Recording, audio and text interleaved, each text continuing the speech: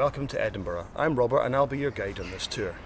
The Victorian Poverty Walking Tour lasts approximately 2 hours and takes you around my city's magnificent old town. This short video will answer 3 questions you may have about this themed exploration. What learning questions can you cover on this tour? Well, your class will probably have come up with a wide variety of learning questions.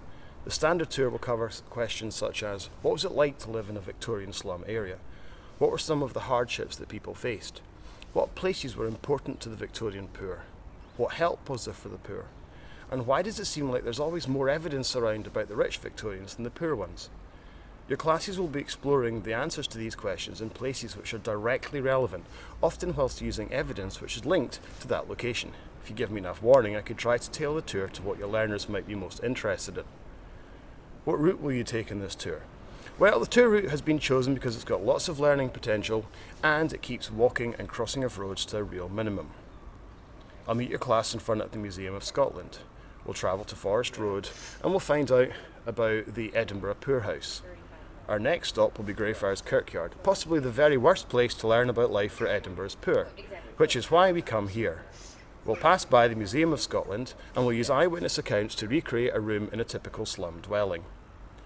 We do have an option to do an investigation in the grass market here if you wish. Our tour then moves down to Blackfriars Street and St Mary's Street.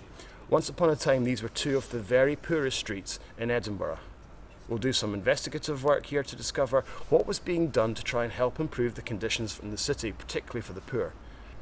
I'll be telling stories throughout the tour, but this isn't a purely expository trip. Your class will use a variety of types of evidence throughout the tour. Your learners will each get a set of laminated sheets. On this tour there are different coloured sheets, one for each pair.